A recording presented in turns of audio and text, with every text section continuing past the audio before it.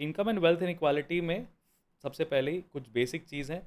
Report का नाम, ये डेटा कब से कब तक का ले रहा है। So the report is income and wealth inequality in India from 1922 till 2023। Previous 100 years का डेटा है इसके पास। एंड रिपोर्ट है the rise of the billionaire Raj. Okay, this report is published by world inequality lab and it is just a global research centre. What are the constituents? First, that 22.6% India की national income जो है वो concentrated है। तो यहाँ से आपको पता चलेगा कॉन्सेंट्रेशन ऑफ वेल्थ है। The 1% of the population is having 22.6% of India's national income.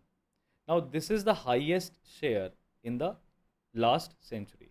तो concentration of wealth पिछले 100 ईयर्स में क्या हो गया है, बढ़ गया है, राइट। कॉन्सेंट्रेशन ऑफ वेल्थ बढ़ने का मतलब क्या है, एक चीज़ समझिएगा, that richer are getting more and richer are getting more and poorer are getting less. So this leads to the gap in the income distribution gap. और कहते हैं एक इकोनॉमी में कि जो इनकम डिस्ट्रीब्यूशन गैप होगा वो मिनिमम होना चाहिए। मतलब अगर एक रिच के पास 100 रुपया है किसी काम को करने के बाद, तो एक पुअरर के पास एटलीस्ट ₹50 तो होना ही चाहिए। ये 2 रुपया और ये 198 रुपया, गैप बहुत ज़्यादा। So that is what it is trying to point you out, that distribution of income is having some sort of negative trends. The top 0.1% earned almost 10% of the national income in India. अब जो top 1% हैं उसके भी 10% के पास 10% income है, यानी बाकी 9% लोगों के पास सिर्फ 16% इनकम है। 16 नहीं, 12%, 12.6%। तो even higher concentration of wealth is seen in the top 0.1%। सबसे सबसे करोड़पति, सबसे अरबपति लोग जो हैं भारत देश के, वो देश की 10% नेशनल इनकम है। India's top 1% share of national income is one of the highest globally, which means आपकी कंट्री में highest is one of the highest, मतलब तुम्हारे यहाँ सबसे ज़्यादा है क्या, तुम्हारे जैसे कई सारे देशों में ज़्यादा है। तो concentration of wealth between the richer people is one of the highest. This is with respect to income, कमाई। इनकम का मतलब ये है कि ये लोग कैसे हैं, how are they. So either they are working population और they are business owners. Now with respect to the kind of money you have generated, the shares you have, the property and assets you have, the wealth you have created, there is also inequality, right? The 1% is having 40% of the resource, यानी कि 1% के पास क्योंकि income बहुत ज़्यादा है तो वो 40.1% of the wealth को खरीद ले रहे हैं, एसेट्स खरीद ले रहे हैं। यानी कि distribution of resources is also unequal, right, which is the highest till 1961. Now what does this indicate to you? This editorial is not telling you that in 1960s we have changed our economic policy. Earlier we were focusing on agriculture. Later on we started to focus on industries. So after 1960s, India had seen bulk of the focus on developing the industry side. From 1947 till 1960s, we had been focusing on developing the industry side, and that actually changed after the Visheshwaraya plan. Started to change after Visheshwaraya plan. After 1960, we started to make sure that हम food security की तरफ भी आगे बढ़ें। Food security की तरफ आगे बढ़ने का मतलब था कि किसानों के लिए चीज़ें करना। इसीलिए 1961 से कंपैरिजन आपका ड्रॉ किया है कि जब आपने एग्रीकल्चर साइड पे फोकस करना to a larger extent start किया और उसमें भी आपने मैकेनाइजेशन चालू किया, आपने एग्रो बेस्ड इंडस्ट्रीज़ पे भी फोकस करना चालू किया, फार्मर्स के वेल्थ को बढ़ाने का चालू किया, लेकिन फ़ायदा ऐसे मोमेंट में भी सिर्फ 1% लोगों को हुआ. Meanwhile, the top 10% saw their share rise from 45% in 1961 to 65% as of now. So you can see the top 10% का जो wealth है उतना उतना drastically क्या है grow नहीं किया. It's only a growth of 20% in past 60 years, right? But इसका एक clear implication क्या है? The rich got richer and the poorer got poorer in the terms of wealth, right? The comparison with other countries may feel found. So why Brazil and South Africa are conducted? Because these countries are also emerging economies. These countries are also emerging economies, and these are important for South-South cooperation. ठीक है, तो आपको दिखाई देगा कि Brazil में बहुत ज़्यादा है. ब्राज़ील में it's 85.6% of the national wealth is owned by 10%. India के कंपेयर करिए तो इंडिया के टॉप 10%, ठीक है, टॉप 10% जो क्राउड है इंडिया का, यहाँ पे क्या डेटा दिया हुआ है? What is the top 10% of the crowd?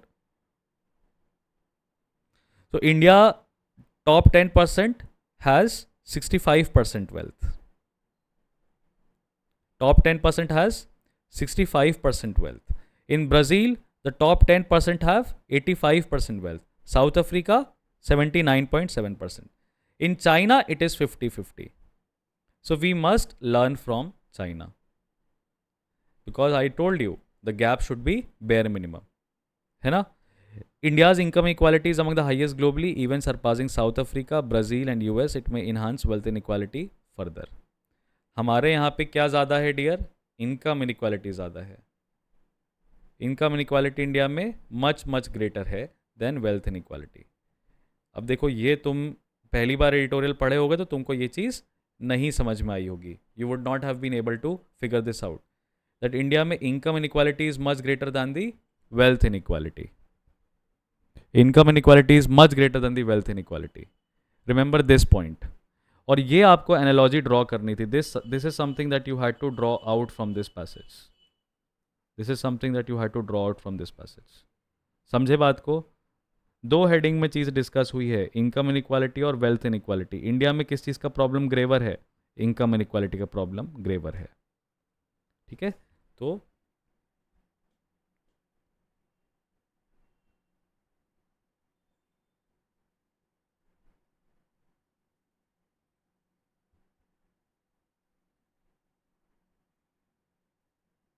which might lead to greater wealth inequality. This is the premise of the editorial. This is the premise of the editorial that you should remember. What is the significance of prioritizing human development over economic growth for reducing inequality and wealth inequality? तो कह रहा है कि आपको China Vietnam से सीखना चाहिए. उन्होंने ह्यूमन डेवलपमेंट को ज़्यादा बल दिया. Because when you promote human development then you have the economic growth, though the growth is very slow but it is a very strong growth. Okay, then if you can also understand from states that states have maintained high rate of growth even while maintaining high human development. For example, look at Kerala, Delhi, Tamil Nadu, Punjab. They are able to generate 7% of the GDP, above 7% of the GDP, and that is gross state domestic product. ठीक है, now what is great? तो every state also has a GDP.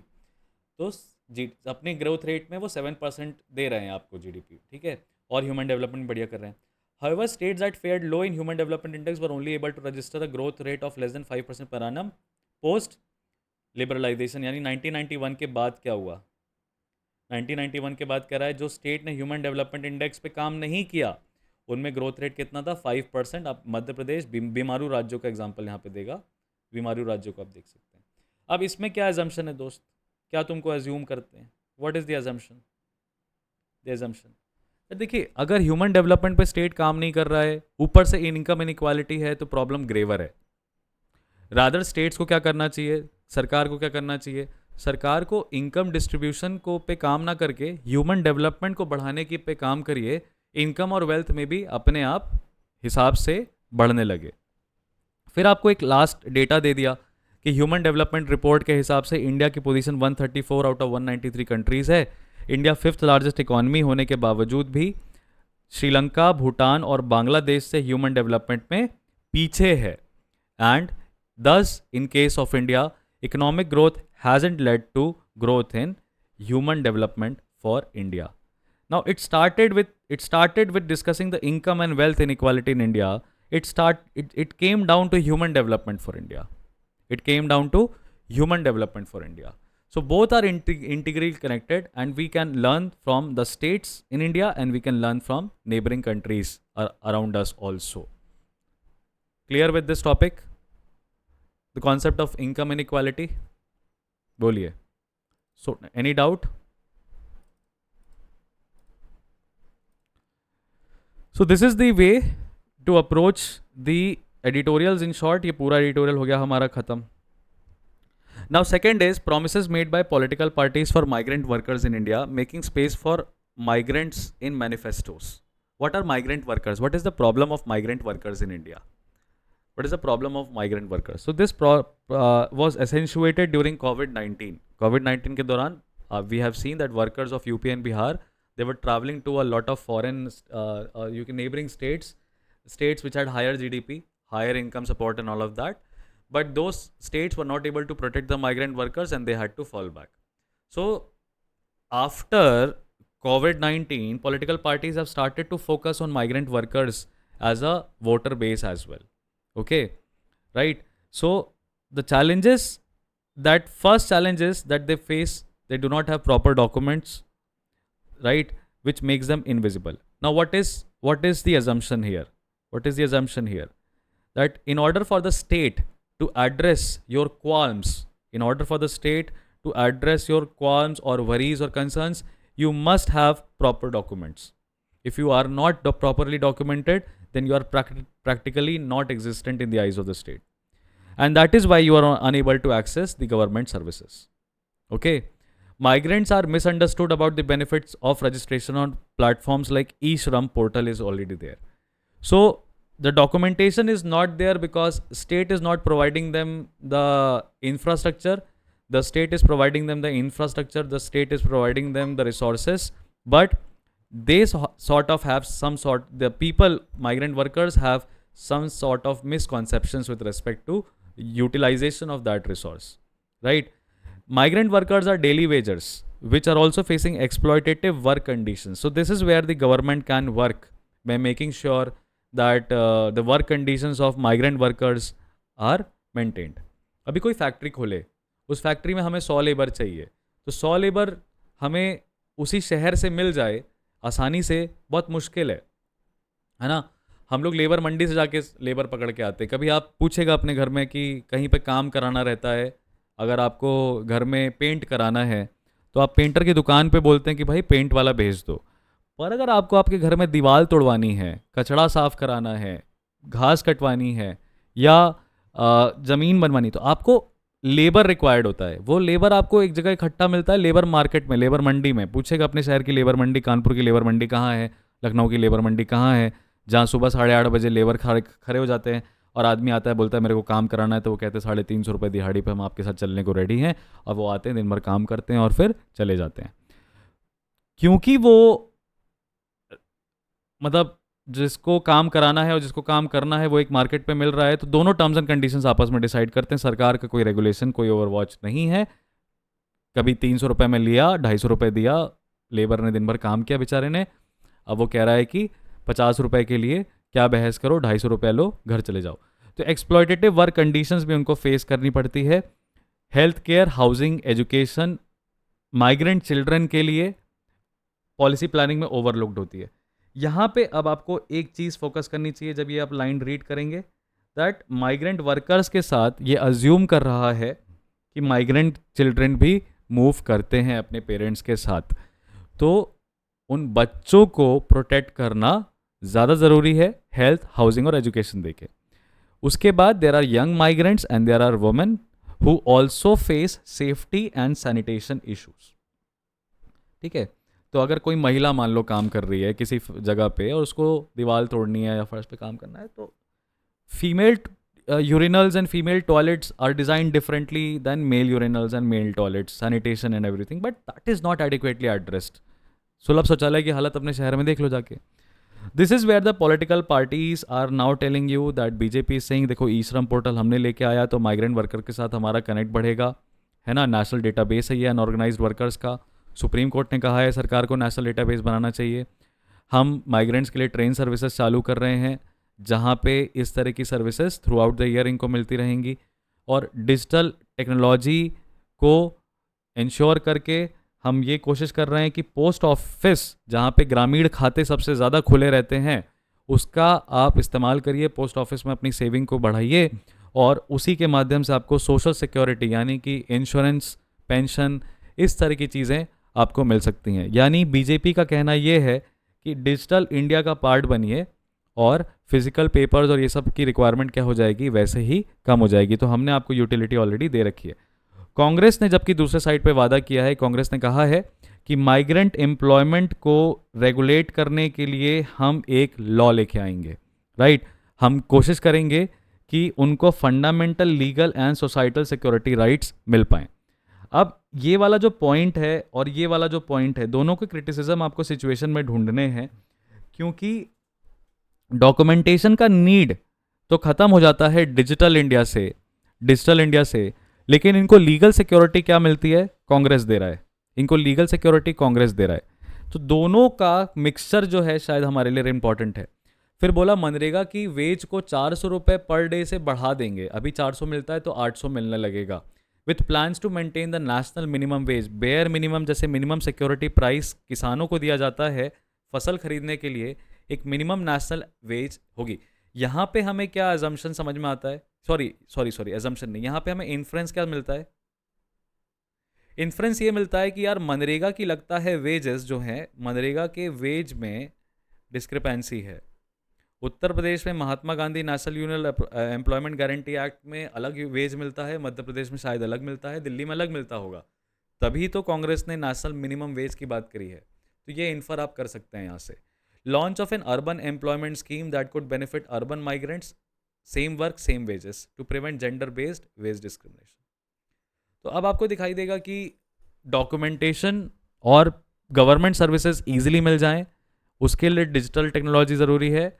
और कांग्रेस का वादा क्या है, कांग्रेस का वादा है जेंडर गैप खत्म करना, कानून बनाना और मिनिमम वेज गारंटी करना. तो एक कानूनी रूप से उस प्रक्रिया को अपनाने की बात कर रहा है और दूसरा इनकम्बेंट प्रॉब्लम जो करंट चल रही है उसको एड्रेस करने की बात कर रहा है.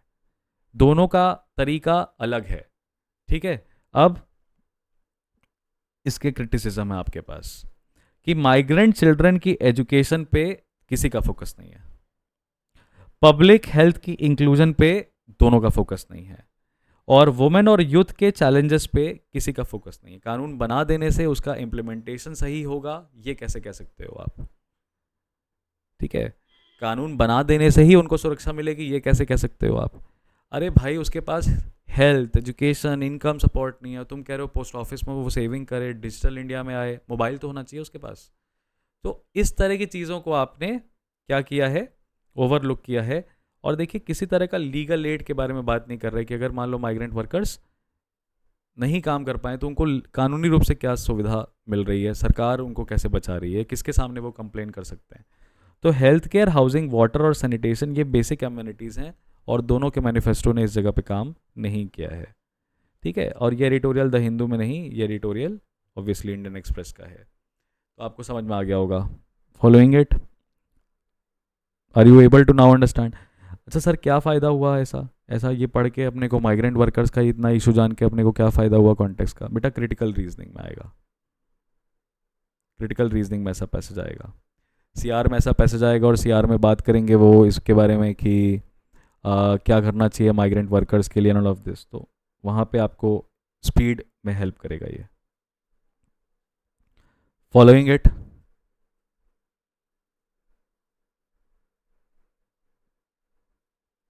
ठीक है. सबसे बोरिंग है ना ये, is it not boring. Editorials पढ़ना is it not boring, is it, it is ना, it is very boring right? नहीं, क्या डर से नहीं कह रहे? So to make it interesting will do one thing. नहीं, बोरिंग नहीं है। अरे झूठ बोल रहा है यार, क्या झूठ बोल रहा है?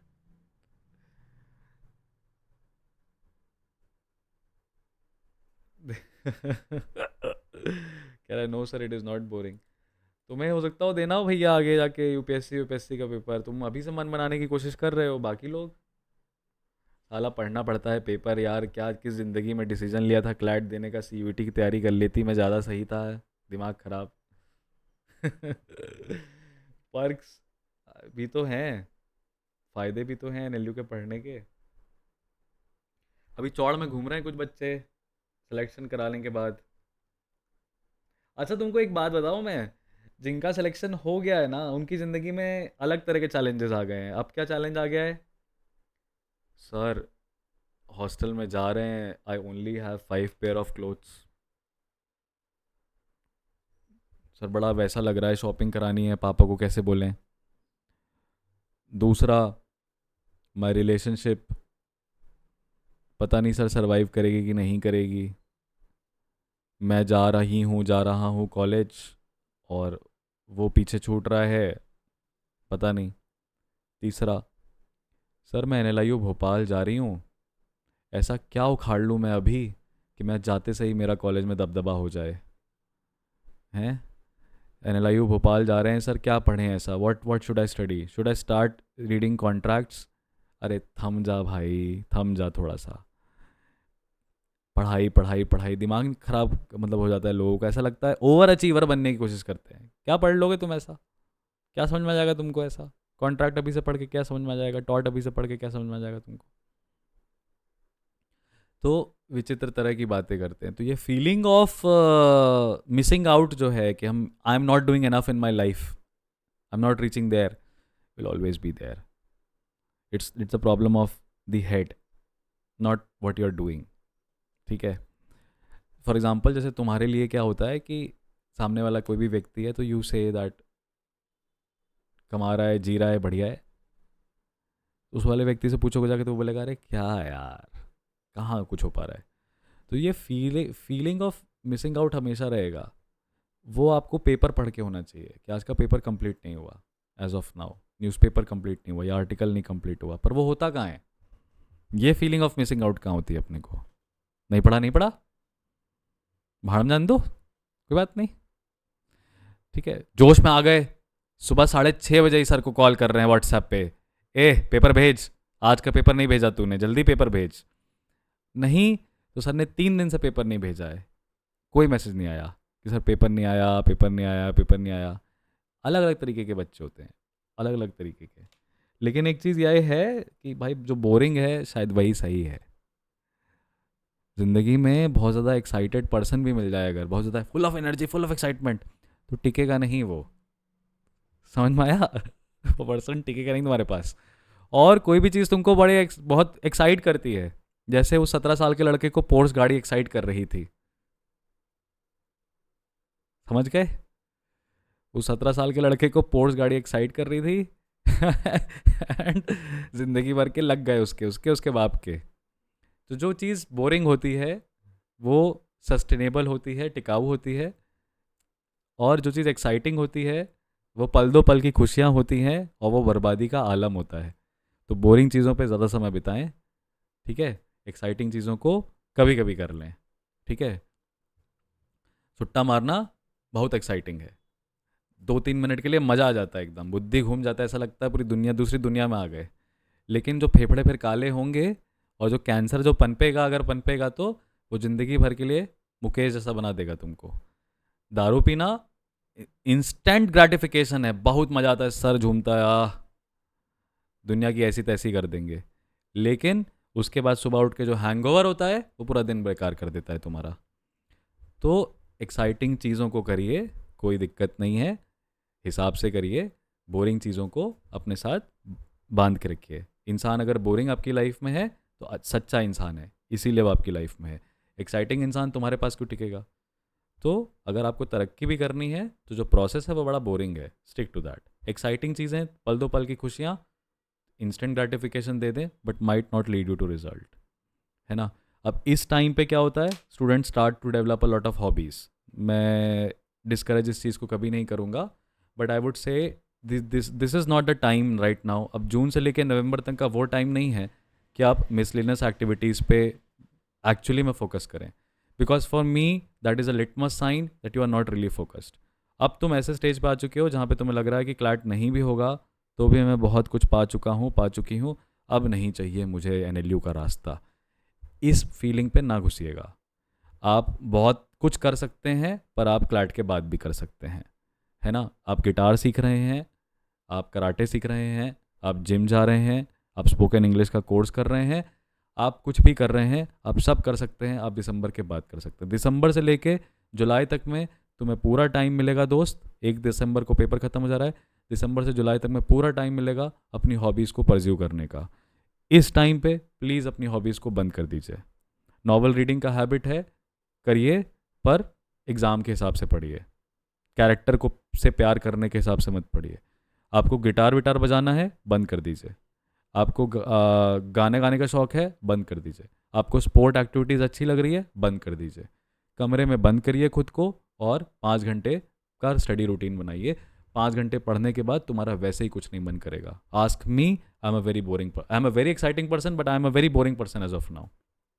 वेरी एक्साइटिंग पर्सन, मतलब मेरी कंपनी में everybody would feel very very happy, सब कुछ मिलेगा, but I have right now I have nothing to talk, I have nothing to speak, nothing interest me, ना पब, ना पार्टी, ना लड़कियां, ना बीच, ना पहाड़, ना गाड़ी, कुछ नहीं। नथिंग एक्साइट्स मी, बिकॉज जो दिन भर पढ़ेगा उसका दिमाग ही खराब रहेगा, आधे टाइम तो वो खिसियाया वो वैसे ही रहेगा। मुझे पढ़ने वाली बातें ज़्यादा समझ में आती हैं। पढ़ाई की बात करो, चलो इसरो की बात करते हैं, अच्छा ऐसी चीज़ें। तो बोरिंग प्रोसेस में रहिए, आपको 100% रिजल्ट मिलेगा। एक्साइटिंग चीज़ें रिजल्ट नहीं देती। लुक बैक थोड़ा सा 6 महीने बिफोर, ठीक है। नेक्स्ट टॉपिक पे आते हैं। ISRO's findings on the growth of glacial lakes in the Indian Himalayas. Now बहुत सिंपल सा है, ग्लेशियल लेक्स क्या होते हैं, what are glacial lakes. So if this is a mountain, what happens when rainfall happens in low temperatures, then glaciers are formed like this. Glaciers are formed like this, okay. And near the mountain there is there is a depression here, so ice is also formed over here, okay.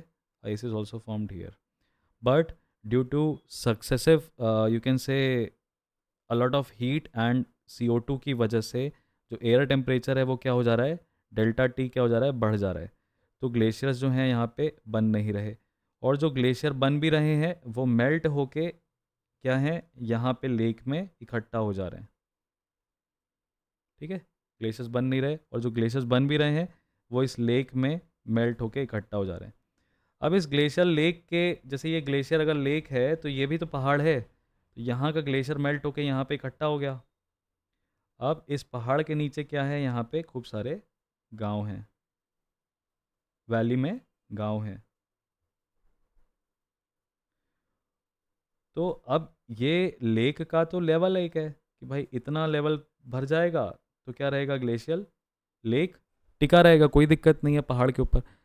पर अगर glacial lake का level हल्का सा भी बढ़ा, या यहाँ पे एक आइसबर्ग था जिसका एक बहुत बड़ा सा टुकड़ा गल के टूटा और यहाँ पे गिरा, तो वाटर जो है it will gush out, it will gush out heavily, it will gush out heavily and it will flood the region. इस पूरे फेनोमेना को ग्लेशियल लेक आउटबर्स्ट फ्लड कहते हैं, GLOF, ठीक है, GLOF, glacial lake outburst flood. This is what happened in the Chungthang Dam, Sikkim, and this is what happened in the this Chamoli Dam, Vishnugarh Tapovan Dam, Vishnugarh Tapovan Dam of Uttarakhand, Chamoli district, 2021, Sikkim 2023, okay. These are the two aspects that have happened, and उसके बारे में इसरो ने कहा है that the number of glacial lakes in India are very high, right? From 1984 to 2023, Indian Himalayan river basins are being observed by ISRO, and they have found 2,431 glacial lakes larger than 10 hectares. 10 hectare से भी ज़्यादा बड़े glacial lakes हैं. पहाड़ के ऊपर में एक लेक है जो पानी भरा हुआ है वहाँ पे. 676 are expanding in the area, in their volume. 601 of these lakes have doubled in their size, showing substantial growth. 130 of the 676 glaciers of these lakes are situated in India, in which Indus, Ganga and Brahmaputra are there. You will find Indus में सबसे ज़्यादा, Ganges में सबसे कम, और Brahmaputra, which means आप कह सकते हो कि लद्दाख रीजन जो है हमारा, लद्दाख एंड कश्मीर का जो रीजन है, पहला तो वो, और दूसरा हमारा नॉर्थ ईस्ट का reason. These two regions are going to get severely affected because of the glacial lakes. Now it can turn out to become a man-made, or you can say a natural disaster, which will be a threat to the downstream communities. Okay. Now, what are the types of glacial lakes? This is also mentioned here. What are the risks? So they are telling you that, see, glacial lake outburst floods can occur when natural dams such as moraine or ice fail to hold back lake water. अभी क्या है कि यहाँ पे जब ये outflow करेगा तो तुमने भी तो ऐसे कई सारे रिवर्स पे डैम वैम बना रखे हैं, पर इतना पानी बल्क में आ जाएगा तो ये डैम क्या हो जाता है, टूट जाता है. पक्के डैम है नहीं, मोरेन के डैम हैं, बड़े बड़े पत्थर लगा दिए, पानी को रोक रहा है वो किसी तरीके से. ठीक है, तो this failure can be triggered by factors like avalanche of ice और rock. Such floods can cause severe and sudden flooding downstream, endangering communities. 676 glacier lakes के लिए वार्निंग इशू की है because they are growing size and they have the potential for dam failure. अब ये चीज़ आपको याद रखनी चाहिए. That is what the author is saying. The author is simply saying here that the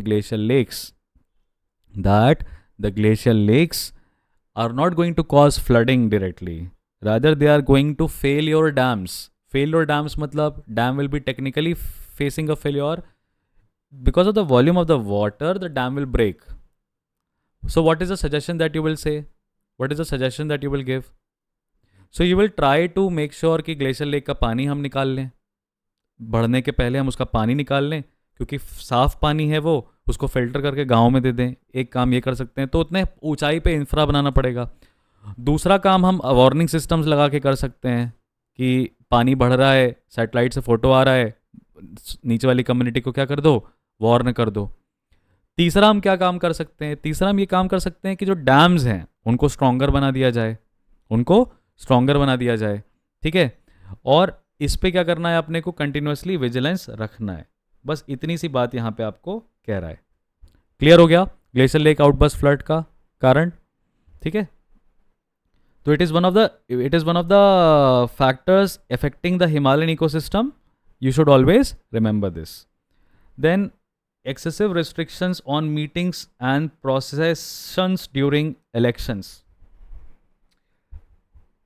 This imposition by Election Commission of India, where prohibitory orders are being issued during the election times, is being challenged before the Supreme Court of India. The petitioners have argued that they are not being allowed to hold public programs which are directed towards creating awareness about the election. Supreme Court has also mentioned that such blanket ban are not required, and that is why the Jila Adhikari should decide the applications for such public meetings and yatras within 3 days. But what is the rationale, what is the reason why such blanket prohibitory orders are issued? Now this is the legal aspect, that they are imposed by the police officers and revenue officers. They are imposed by police officers and revenue officers under धारा 144 जिसको कहते हो आप. धारा 144 लगी हुई है, आप 5 लोग से ज़्यादा एक जगह पे नहीं मिल सकते. यानी जो भी आपके मजिस्ट्रेट ऑफिसर्स हैं, right, IPS officer, IAS officer, revenue officer उस जिले के, वो किसी भी तरह का पब्लिक ऑर्डर में डिस्टर्बेंस हो रहा हो अगर इलेक्शन कैंपेन्स में या आशंका हो, तो धारा 144 लगा दिए जाते हैं. इस प्रोहिबिटरी ऑर्डर की वजह से वोटर का राइट टू नो जो है इफेक्ट होता है, बिकॉज सिविल सोसाइटी ऑर्गेनाइजेशन जो एजुकेट करना चाहते हैं वोटर्स को वो उन तक नहीं पहुंच पाते. पब्लिक पार्टिसिपेशन डिस्करेज होता है बिकॉज ये एक्टिविटीज़ में जब तक पीपल गैदर नहीं होंगे एक जगह पे, पब्लिक पार्टिसिपेशन लिमिटेड रहेगा तो वो डेमोक्रेटिक प्रोसेस को हिंडर करेगा. Unclear questions are raised on statute like whether election can be a sufficient ground to make such activities subject to statutory discretion or whether statutory powers may be transformed from the designated authority to ECI during elections. तो election commission of India धारा 144 नहीं लगाता है. Remember this. धारा 144 election के time पे कौन लगाता है? जिला अधिकारी. धारा 144 है क्या? एक तरह का प्रोहिबिटरी ऑर्डर है. किस लिए लगाया जाता है?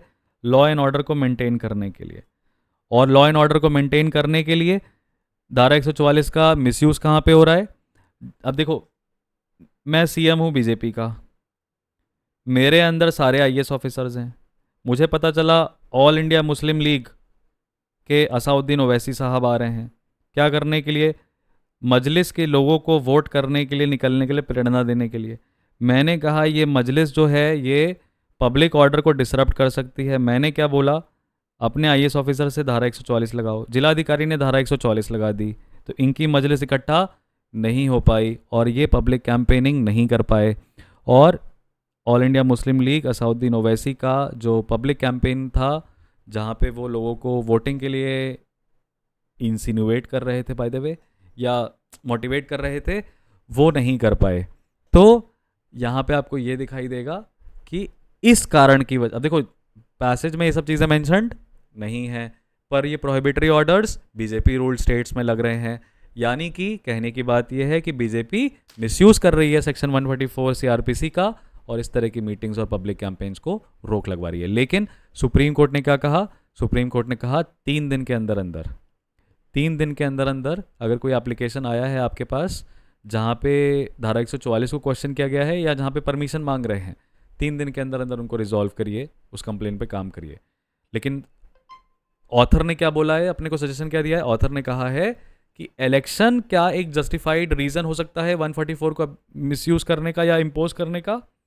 और अगर इलेक्शन के दौरान सेक्शन 144 लगाया जा रहा है तो क्या ये पावर जिलाधिकारी से ट्रांसफ़र कर दी जाए इलेक्शन कमीशन ऑफ इंडिया को? ये 2 चीज़ें थॉट ऑथर ने आपके सामने छोड़ा हुआ है. Are you following this? Clear हो गया कि नहीं हो गया? ठीक है.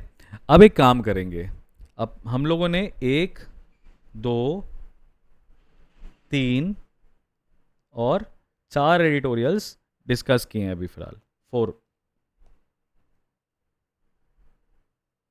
इनके ओरिजिनल एडिटोरियल्स मैं तुमको शेयर करूंगा. इनके ओरिजिनल एडिटोरियल्स देखो. मैं तुमसे क्या कहता था कि तुम्हें क्या करनी है? एडिटोरियल्स की समरी बनानी है. अब इनके original editorials I share the PDF merge करके 4 का, और ये 4 के शॉर्ट नोट्स हैं तुम्हारे पास. तुम एक बार उस एडिटोरियल को पढ़ना, फिर इस शॉर्ट नोट को पढ़ना, तुम्हें समझ में आ जाएगा कि even if you are not able to read the editorials, अब ये कॉन्टेक्चुअल अंडरस्टैंडिंग ऑफ टॉपिक्स वाली शीट्स को भी तुम अगर कंप्लीट कर लोगे तो तुम्हारा जनरल एडिटोरियल्स कंप्लीट हो जाएगा. Which means now I am going to help you and save your time from reading the newspapers. तो that is how you can utilize these shit नहीं शीट्स. ठीक है. ये जो टॉपिक्स हैं ये वाले आप प्लीज़ इसको रीड करिए and will discuss this on a fast track basis in the class as well. Clear so far? ठीक है. तो ये देख सकते हैं आप कि करंट अफेयर्स का ये जो पोर्शन है ये जीके ओरिएंटेड कम है, कॉन्टेक्सचुअल ओरिएंटेड ज़्यादा है. कॉन्टेक्सचुअली ओरिएंटेड ज़्यादा है. तो क्या सर हमारा अप्रैल का करंट अफेयर्स इन ब्रीफ वो जीके वाला नहीं होगा? वो भी होगा. That file will also be there in 4 parts. PPT होगी वो, that will be there, but context के साथ एडिटोरियल्स भी हम डिस्कस कर रहे हैं. So that's all for today's class as of now. ठीक है. I'll share the PDF with you. You start reading it, and I think mock भी clear हो गया होगा. कोई समस्या है, कोई डाउट है तो you can throw it up. Any doubt?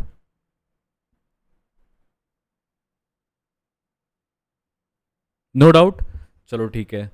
Then I'll try to catch you up soon in the next class. कल ही है हमारी क्लास तो शायद 1 PM. राइट? अरे हेलो, सो गए क्या सब? Nobody is here. ठीक है, so I will share the PDF with you all. Please look into that and I'll catch you guys in the next class. As of now. All right. Thank you.